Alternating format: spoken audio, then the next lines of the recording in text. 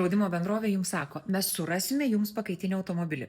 Ką tokiu atveju daryti? Mano praktika rodo, kad visi tie laukiantys galiausiai paskui po kelių dienų ar net savaitės ateina ir sako, mes nesulaukiam, gal galit mums ką nors išnuomoti. Tai ką reikėtų žinoti, kad ypatingai tada, kada jums reikalingas yra specifinis pakaitinis automobilis, o šiuo konkrečiu atveju klientui reikalingas yra mikroautobusas, tai labai, aš negaliu sakyti, kad 100%, nes stebuklų irgi būna, bet labai maža tikimybė, kad draudimo bendrovė jums pasiūlys kažką, kas jums realiai tinka. Surasti ekonominės klasės automobilį taip, jie gali, o dar didesnė tikimybė, kad jie tiesiog atsiūs nuorodą, jūs ten galite išsinuomoti.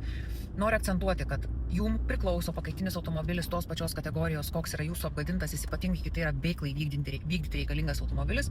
Jūs neprivalote laukti, kol kažkas ten teiksis jums kažkokį tai pasiūlymą pateikti, ar paimat, išsinuomojat, ir jeigu jūs nuomositės iš mūsų, mes visus formalumus sutvarkysim, tinkamai įspėsime draudimo bendrovę, kad paskui nekiltų jokių nesusipratimų apmokant už nuomą, o jeigu bus galimybė, tai ir mokėjimą susiderinsime, kad jis būtų mokamas tiesiai mum. Tai tiesiog nebijokite, būkite drąsūs ir žinokite, kas jums priklauso.